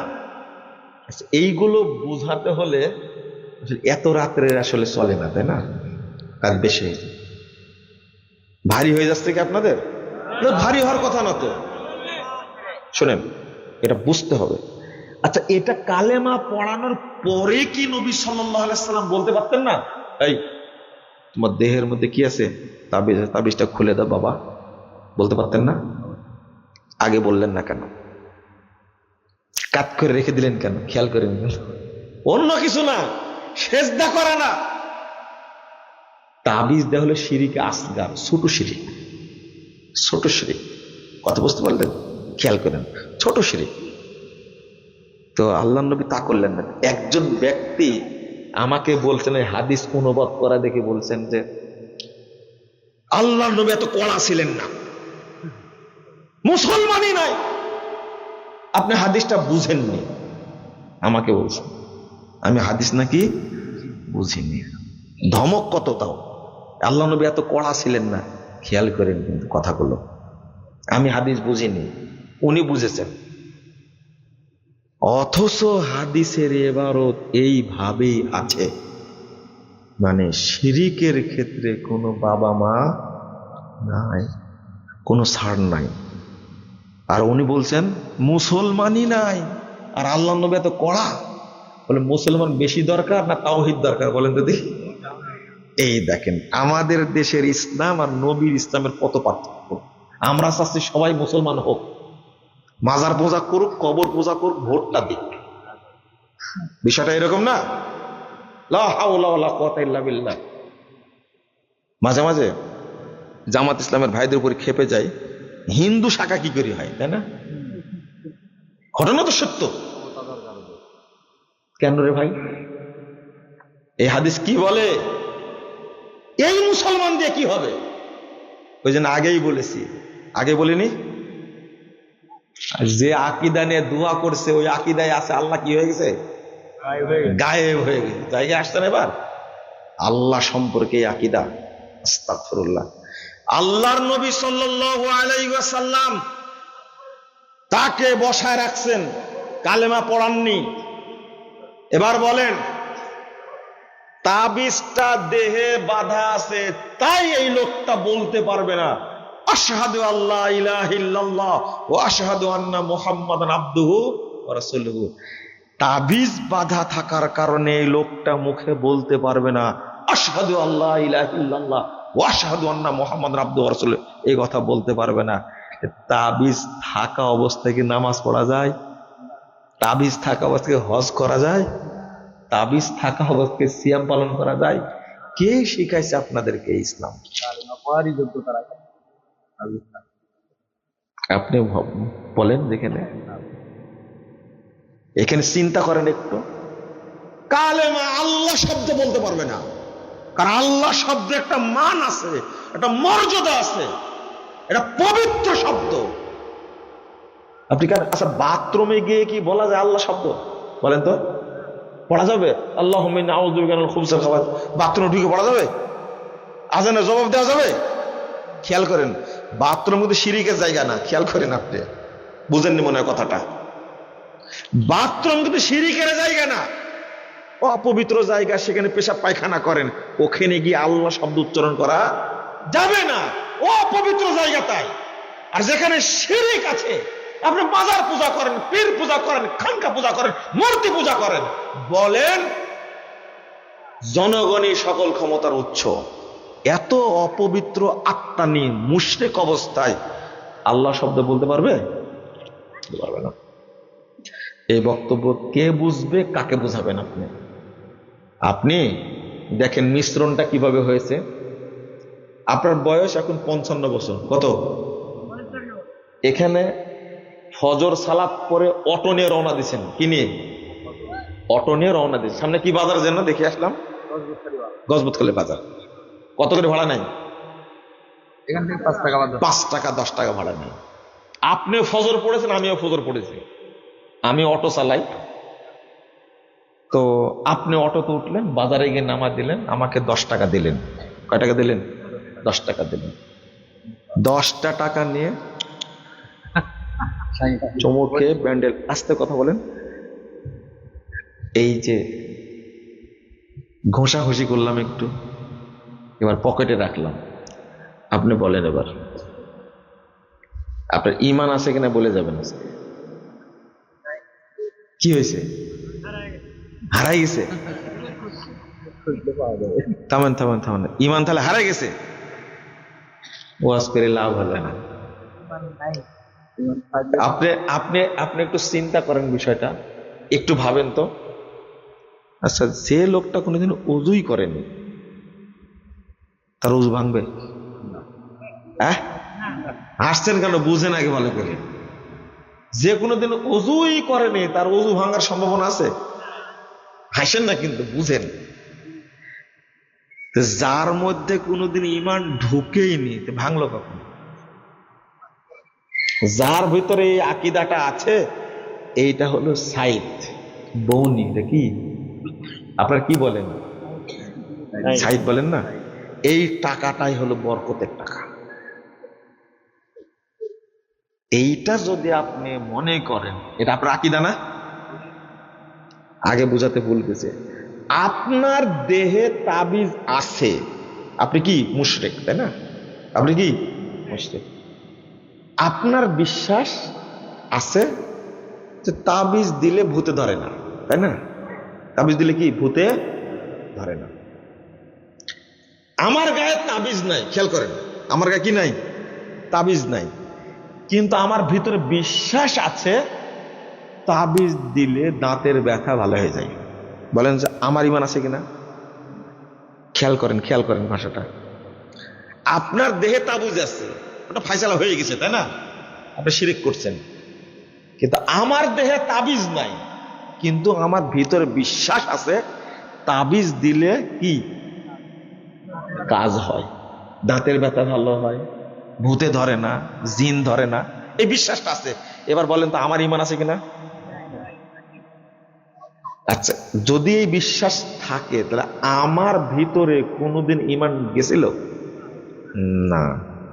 তাহলে আমি তো ওযুই করিনি, তাই না? মানে আমার ভিতরে তো ইমান আসেনি, ইমান গেল কি করে? এই জন্য মানুষ ওয়াজ করে ইমান ভঙ্গের কারণ, আর আমি বক্তব্য দিই ইমান আছে কিনা। কারণ ইমান না থাকলে ভাঙবে কি করে? আগে তো ওযু করানো লাগবে। লা হাওলা ওয়ালা কুওয়াতা ইল্লা বিল্লাহ। অবস্থাটাই না, আপনার বাপ মারা গেছে, আপনার মা মারা গেছে, গোসল দিতে গিয়ে দেখছেন এখানে একটা তাবিজ, কোমরের তাবিজ। খেয়াল করেন তো, আপনার বাপ মারা গেল, ধুতে গিয়ে দেখছেন, গোসল দিতে গিয়ে দেখছেন তাবিজ, হুকুম কি বলেন তো? এখন কি করবেন? জানাজাই হবে না। এই লোকটা কি মুমিন অবস্থায় গেছে? কিন্তু হজ করেছে, 2 বার উমরা করেছে, করেনি? লাভ হয়েছে? না না, ইমানই ভিতরে যায়নি, হজ করে কি করবে?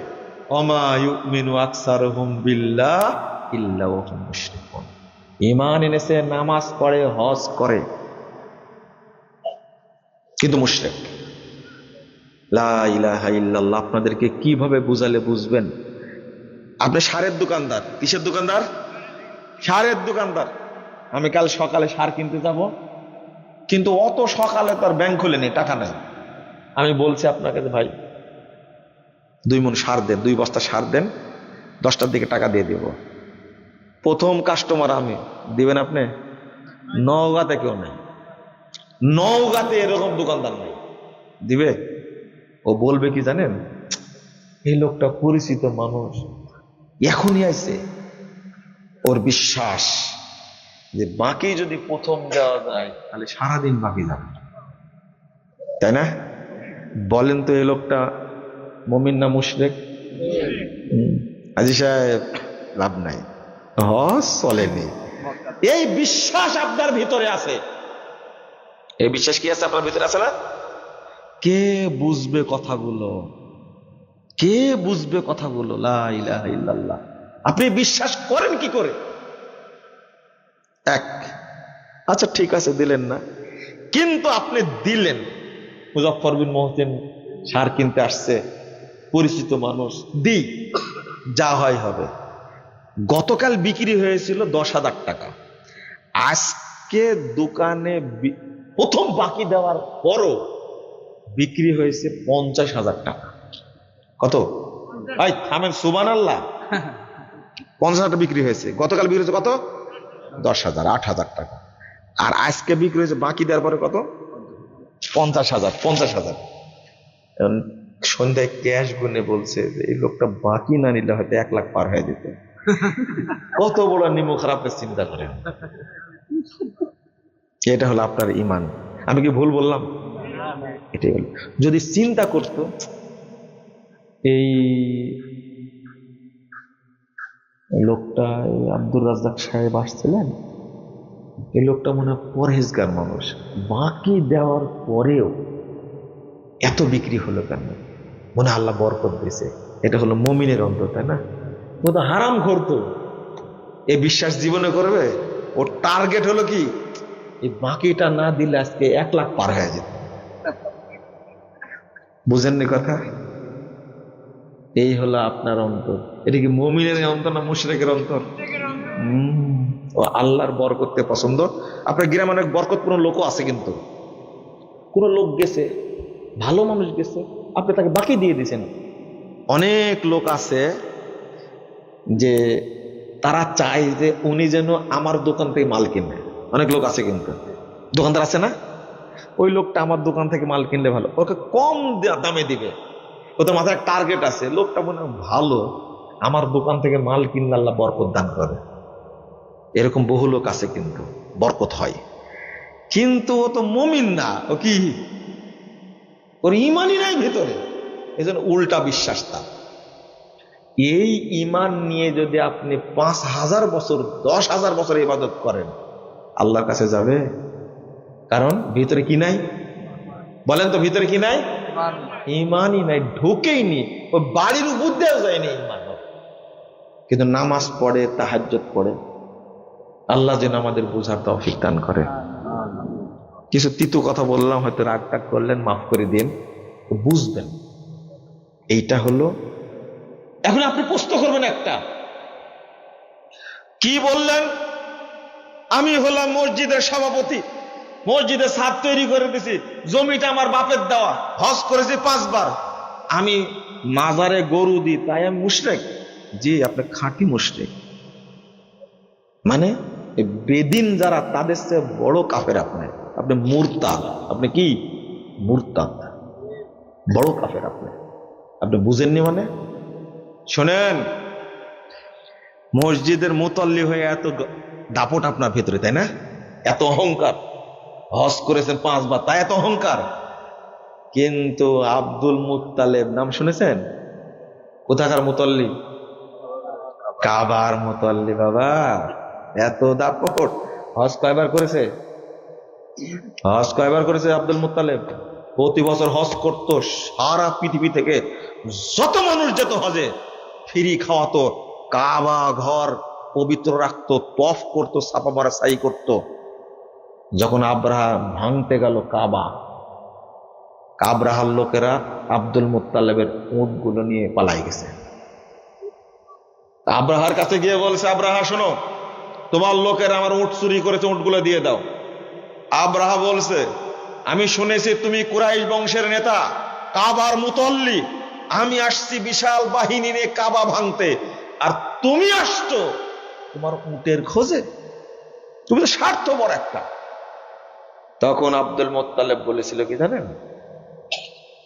যে উটের মালিক আমি, কাবার মালিক আল্লাহ, আমার ঠেকা পড়েনি, আমার উট দিয়ে দাও, ওই কাবার মালিক আল্লাহ বুঝবে। কি ঠিক হয়েছে কথা? আপনার চেয়ে বড় মুসলিমকে হিসাবে হিসাবে, তাই না? হজ করতো, উমরা করতো, ছাপা মারা সাই করতো, তফ করতো, তার নিয়ত কত পবিত্র ছিল। তফ করছে, জামা কাপড় সব কিছু ফেলে রেখে উলঙ্গ হয়ে, ভয় যদি থাকে কাপড়ে অপবিত্রতা। কাবা ঘরকে এত সম্মান দিয়েছে যে ন্যাংটা তফ করেছে। বুঝেন মনে কথাটা?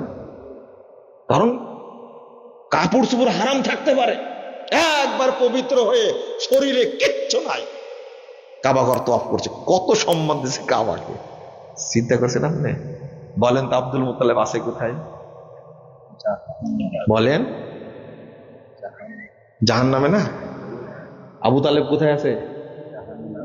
যতদিন বেঁচে ছিলেন আবু তালেব, ততদিন আল্লাহ নবীর দিকে চোখ রাঙ্গাতে পারেনি আবু জাহাল, ততদিন পারেনি, একবারে সংরক্ষণ করেছে। আবু তালেব আছে কোথায়? আর আপনি 5 বার উমরা করে এই দাপট, বেদাতি মসজিদের মুতাল্লি হয়ে এই দাপট। শরম করেন একটু, লজ্জা করেন একটু। মাজার পূজা, কবর পূজার, মূর্তি পূজা থেকে শুরু করে যত পূজা আছে আপনি সব করেন, আপনার শরমের লজ্জা নাই? বলছে গণতন্ত্রের জন্য জীবন দেব, তবুও গণতন্ত্র প্রতিষ্ঠা করেই ছাড়বো। যে ছিল সেও বলতো গণতান্ত্রিক সরকার, এখন যারা আসতে চাচ্ছে তারাও বলছে কি গণতন্ত্রের সরকার। টুপি আলা, পাগড়ি আলা, হুজুর হুজুর যত আছে সবাই বলছে গণতন্ত্র প্রতিষ্ঠা করবে। গণতন্ত্র ইসলাম কি এক জিনিস? কিন্তু দারুণ একটা ব্যাপার, শেষ কথা, দারুণ একটা ব্যাপার খুঁজছে এরা। এই দুইটা মিলে, ওই যে সংবিধান সংস্কার কমিশন আছে না, এরা জমা দিছে, এর মধ্যে কিন্তু ধর্ম নিরপেক্ষতাবাদ নাই, জাতীয়তাবাদ নাই, তারপরে কমিউনিজম নাই, আছে কি এই লেজ কাটা ধর্ষণতন্ত্র আছে। খুনতন্ত্র, আইনাতন্ত্র, গুমতন্ত্র উর্ফে গণতন্ত্র, এইটা শুধু রেখে দিছে। বুঝেননি কথা? এইটা রেখে জমা দিছে, মানে এর আদতে হবে। কিছু নিছে আর কিছু বাদ দিছে। হুজুরেরা যেন খুশি থাকে, সাধারণ মানুষের যেন খুশি থাকে। ঈদও চলবে, পহেলা বৈশাখও চলবে। বুঝেননি কথা? ওই যাক শয়তান আছেন উপদেষ্টা, উপদেষ্টা পরিষদটাকে অপবিত্র করে দিছে একবার। এই ঈদের দিনে মূর্তি পূজা করলেন এরা, বুঝছেন? দুইটা। কালকে এক ছেলে পোস্ট করেছে, এই শয়তান নাকি বলেছে রোজা যেমন ফরজ, ঈদ কি বলে নামাজ যেমন ফরজ, পহেলা বৈশাখ তেমন ফরজ। তুই যে শয়তান এটাও ফরজ। বুঝেননি কথা? কত বড় শয়তান হলে কথা বলতে পারে। শোনেন, একটু খেয়াল করেন, একটু একটু। দুইটা মিলে একটা সুন্দর কাজ করতে চাচ্ছে, সবাইকে খুশি করবে, তাই না?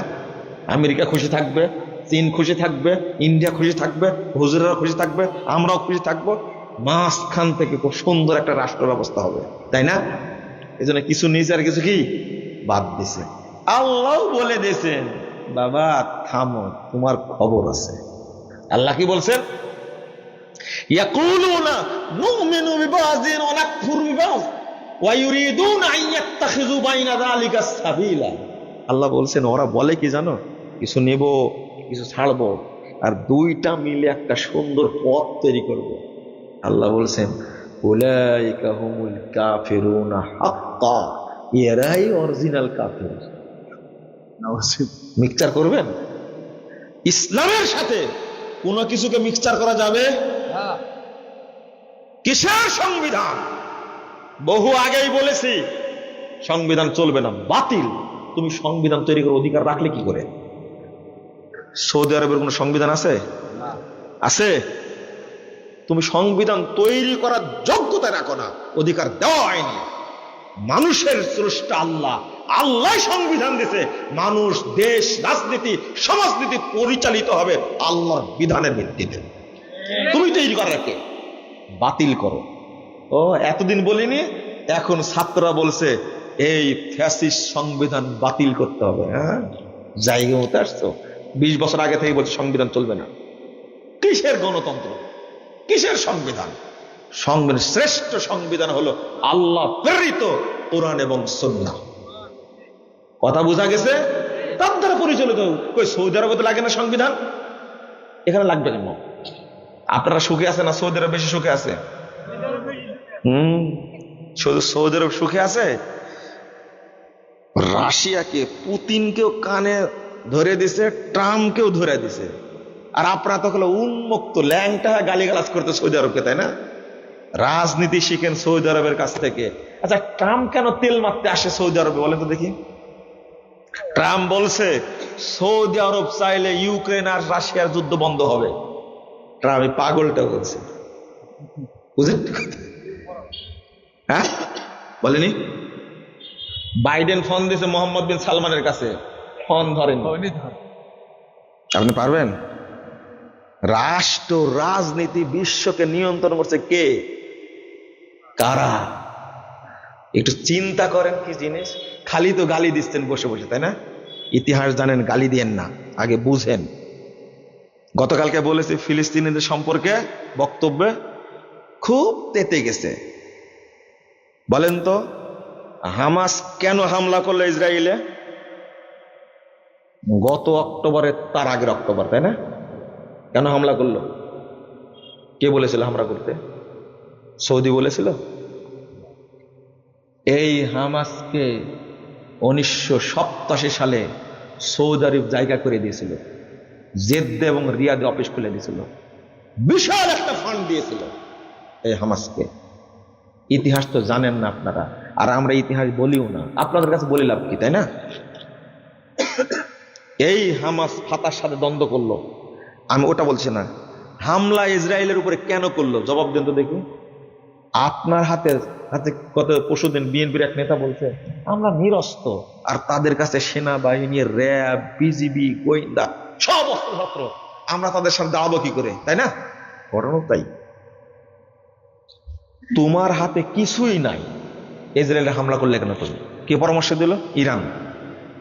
বলেন তো, এই যে ফিলিস্তিনে গাজার উপরে এইভাবে হামলা করছে, এই মুনাফেক ইরান কিছু বলেছে? আর এরদোগান 1 নম্বর মুনাফেক, চাপাবাজিতে ফার্স্ট। কিছু করেছে?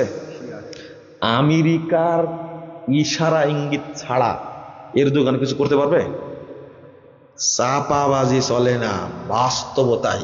আজকে কই হিজবুল্লাহ? আপনার দুলাভাই হিজবুল্লাহ কই? আপনার দুলাভাই তালেবান কই? এতগুলো লোককে যে মেরে ফেলছে, আপনি দেশ থেকে চিৎকার করছেন। আমার প্রশ্ন উত্তর দেন দেখি। এই হামাসের বন্ধু হলো 1 নম্বর বন্ধু হলো ইরান, 2 নম্বর বন্ধু হলো হিজবুল্লাহ, 3 নম্বর হলো হুতি, ইয়ামেনের হুতিরা, 4 নম্বর হলো বাশার আসাদ, 5 নম্বর হলো তালেবান। এরা কই? সৌদি আরব সহযোগিতা করবে দেখে? সৌদি আরব কেন সহযোগিতা করবে? আমাকে জবাবটা দেন। হামাসের সাথে সৌদি আরবের কোনো সম্পর্ক আছে কি? কেন সৌদি আরব সহযোগিতা করবে? কুয়েত কেন সহযোগিতা করবে? আরে সৌদি আরব সহযোগিতা করেছে সিরিয়ায়, সৌদি আরব সহযোগিতা করছে ইয়ামানে। তুমি তোমার বন্ধুত্ব পাতাইছো হিজবুল্লাহর সাথে, যেটা মক্কা মদিনার দুশমন। তুমি বন্ধুত্ব পাতাইছো সিরিয়ার বাশারের সাথে, যেটা মুসলমানদের শত্রু। তুমি বন্ধুত্ব পাকাইছো ইরানের সাথে, যেটা মুসলিমদের শত্রু। তুমি বন্ধুত্ব পাকাইছো হুতির সাথে। তোমাকে সহযোগিতা করবে কেন? হামাস কারা? প্রশ্ন করে গেলাম, উত্তর খুঁজে বের করবেন। হামাস কারা? কোথায় থেকে আসলে এরা? ওই যে গতদিনে মিছিল করেনি হামাসের বিরুদ্ধে, ফিলিস্তিনে মিছিল হয়নি, গাজাতে মিছিল হয়নি? কি বলল? হামাস বেরিয়ে যাও। আপনাকে বলতে পারে বেরিয়ে যেতে? বাংলাদেশের কোন দল আপনাকে বলতে পারে তুমি বেরিয়ে যাও? আপনি বাংলাদেশি না? গাজার লোক কেন বলল হামাস বেরিয়ে যাও? উত্তর খুঁজবেন। এরা কোথাকার? এরা কারা? তুমি হামলা করলে কেন? ইরানের পরামর্শে, হিজবুল্লাহর পরামর্শে হামলা করলে কেন? এদেরকে চিনেন না আপনি? সিরিয়ার মতো একটা দেশ যখন জয় হতে যাচ্ছে, বিজয় লাভ করবে, সেই সময়ে ইসরায়েল আর হিজবুল্লাহ যুদ্ধ বন্ধ করে দিল। ইরান, হিজবুল্লাহ, ইসরায়েল মিলে সিরিয়াকে ধরার জন্য আগালো। খেয়াল করেছেন আপনি? কলম লিখেছে ইংরেজিতে, আরবিতে, বাংলাতে অনুবাদ হয়েছে। আমাদের কথাটা পড়ে দেখেন আপনারা। ওরা জাতে মাতাল তালে ঠিক। আপনি বললেই হলো মেনে নেব? আপনি তালেবানকে জামাই মনে করতে পারবেন, আপনি তালেবানকে দুলাভাই মনে করতে পারেন, আমি পারি না মনে করতে। আমি তাদেরকে চিনি, আমি তাদেরকে বুঝি। আপনি সিলের মতো চিল্লালেই হবে? আল্লামা আতিকুর রহমান কাশ্মীরি, তিনি কাশ্মীরের একজন রাজ পরিবার সাথে জড়িত। তিনি এসেছিলেন এই দারুল হুদায়, বক্তব্য কেউ কেউ শুনেছেন, গেছিলেন মনে হয়। আল্লামা আতিকুর রহমান কাশ্মীরি পরের দিনে নরসিংদী গেলেন, যাওয়ার পরে তালেবানদের সম্পর্কে স্পষ্ট বলে গেছেন। তালেবানরা কারা? এই আফগানিস্তানের আহলে হাদিসদের যত মসজিদ, সব মসজিদ তালা লাগা দিছে, নামাজ পড়তে দেয় না। মাদ্রাসাগুলো সব বন্ধ করে দিয়েছে। অন্তত 600 আলেমকে তালেবান হত্যা করেছে, যারা আপনাদের দুলাভাই নাহলে জামাই, তাই না? আপনি বললে হবে জীবন কতদিনের? জীবন কতদিনের? এমনি যদি মরে যায় আজকে, কেউ খোঁজ দিতে যাবে? মেরে ফেলেন, যায় আসে না। কিন্তু হক বলবো, একদিন প্রমাণ হবে ইনশাআল্লাহ, একদিন বুঝবেন আপনি। বলেন তো, ইসমাইল হানিয়া মারা গেল, ইরানে গিয়ে ইসমাইল হানিয়াকে মারলো কেন? ইরান কি জবাব দিবে? উত্তর দেন। হামাস প্রধান গেল ইরানে, ইসমাইল হানিয়াকে হত্যা করলো কে? তুমি কেমনে নিরাপত্তা দিলে? আমেরিকাকে বলো, ট্রাম্প যদি আক্রমণ করে জবাব দেওয়া হবে, ছিড়িও তুমি। চাপাবাজি যুদ্ধের ক্ষেত্রে চলে না, চলে শুধু মুসলিম উম্মাকে বিপদে ফেলার জন্য এই অবস্থা করছে। কথাগুলো খুব কষ্টে বলে ফেললাম, বুঝতে পারলেন? কষ্টে বলে ফেললাম। চাপাবাজি করবে কেন? তুমি কি করতে পারবা? আমেরিকা, আমেরিকা তুমি কি করতে পারবা? ইউরোপ আমেরিকা মিলে রাশিয়ার কিছু করতে পেরেছে? হুষ্টি সব এক হয়েছে রাশিয়ার বিরুদ্ধে, কি করতে পেরেছে? অথচ আজকে ইরান, তুমি ইসরায়েলের সাথে পারছো না, ইসরায়েলের সাথে পারছো না, আমেরিকার সাথে পাল্লা দেবে। চাপাবাজের একটা সীমা আসে। ইসমাইল হানিয়া গেল তোমার দেশে, হামাস প্রধান, তাকে হত্যা করলো কি করে তোমার দেশে? ইরানে জবাব দিতে পারবে? জবাব দিতে পারবে না। আমার কথাগুলো কেউ বুঝবে না, বুঝলে 10 বছর পরে। আল্লাহ তুমি আমাদের বোঝার তৌফিক দান করো, আমিন। সুবহানাক আল্লাহুম্মা ওয়া বিহামদিকা আশহাদু আল্লা ইলাহা ইল্লা আনতা আস্তাগফিরুকা ওয়া আতুবু ইলাইকা। না, আর প্রশ্ন করেন না। এত ওয়াজ করলাম তাও প্রশ্ন করছেন? মসজিদের পশ্চিম দেওয়ালের সামনে খুব ছোট করে লেখছেন, পাশের জমিতে কবর থাকলে সেই মসজিদে সালাত হবে কি? বুঝাতে হবে আগে, কবরটা কি মসজিদের জমিতে? পাশের জমিতে, তাই না? থামেন, পাশের জমিতে যদি কবর থাকে তাহলে মসজিদ আর কবরের মাঝখানে মসজিদ কর্তৃপক্ষ একটা দেওয়াল দিয়ে দেবে, কোনো সমস্যা নেই, সালাত হবে। কিন্তু কবর যদি মসজিদের জমিতে হয়, কবর উঠাতে হবে, উঠাতেই হবে।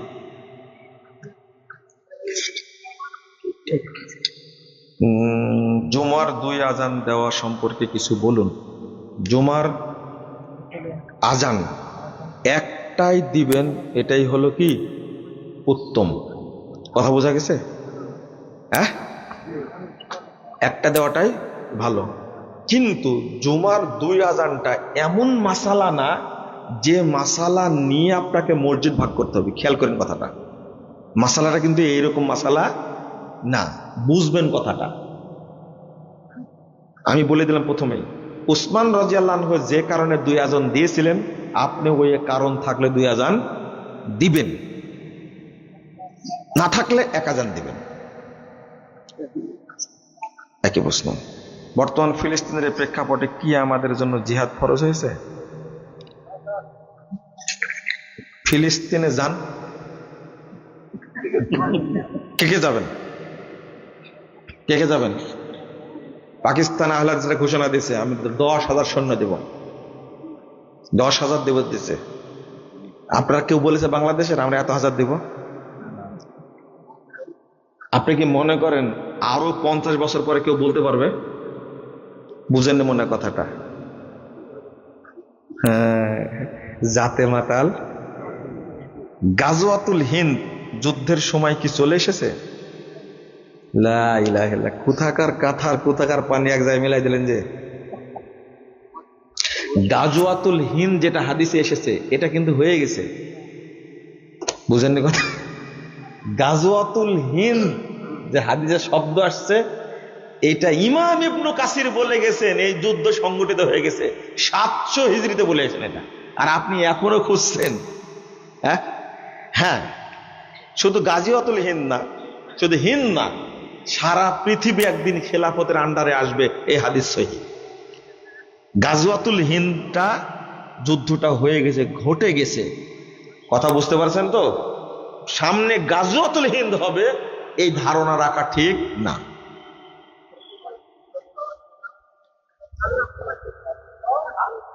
হামাস কি জঙ্গি সংগঠন? জঙ্গি বলবেন কেন তাকে? তারা তো গাজাকে মুক্ত করবে তার জন্য লড়াই করছে। তো হামাস সম্পর্কে জানবেন, হামাস হলো কিন্তু ব্রাদারহুড, ইখওয়ানুল মুসলিমরা, জানেন আপনারা? হামাস হলো মিশরের ইখওয়ানুল মুসলিমের শাখা, কথা বোঝা গেছে? এটা কিন্তু জানে না কেউ। আর ফিলিস্তিনের শাখা হলো ফাতাহ, যেটা প্রতিষ্ঠা করেছিলেন ইয়াসির আরাফাত। চিনেন না ইয়াসির আরাফাতকে? কিন্তু এই যে দ্বন্দ্ব, যেটা এটা খোঁচা মেরে দিলেন বলতে হচ্ছে এখন, সেটা হলো এই গাজা শাসন করত ফাতাহ, অর্থাৎ মাহমুদ আব্বাসের নেতৃত্বে শাসন করত। কিন্তু 7 সালে, খেয়াল করেন, 7 সালে হামাসের সাথে দ্বন্দ্ব পাকাই হলো ফাতাহ। হামাস যুদ্ধ পাকায় ফাতার সাথে, নিজেরা যুদ্ধ করে সৌদি আরব বলে দিল তোমার সমাধান করো 7 সালে। কিন্তু সৌদি আরবের কথা হামাস শুনলো না, অবশেষে ফাতাকে বের করে দিল, গাজা শাসন করবে তাই। এই জন্য ফিলিস্তিনের অন্য মুসলিমরা ফাতার ব্যাপারে কোনো নাক গলায়, গাজার ব্যাপারে কোনো নাক গলায় না। তোমরা নিজেরা যুদ্ধ করলে কেন? তোমরা বাহির থেকে এসে ফাতাকে তোমরা সরাই দিলে কেন? এখন ঠেলা সামলাও। বুঝতে পারলাম কথা? দিয়ে দেন আপনারা দিয়ে দেন। ভাইরা প্রশ্ন করেন আপনারা। জিহাদি বলবন নিয়ে ফিলিস্তিনে হামলা প্রতিবাদ মিছিল থেকে বাটা জুতার দোকানে স্যান্ডেল অনেকে নিয়ে গেছে। আচ্ছা, আপনারা এই কাজটা করলেন কেন? আপনি ঘোষণা দিবেন যত পণ্য আছে, ইসরায়েলি পণ্য যত আছে সবগুলো বন্ধ করতে হবে। আপনি দোকানে হামলা করলেন কেন? জি, জাযাকুমুল্লাহ খাইরান। আসসালামু আলাইকুম ওয়া রাহমাতুল্লাহ।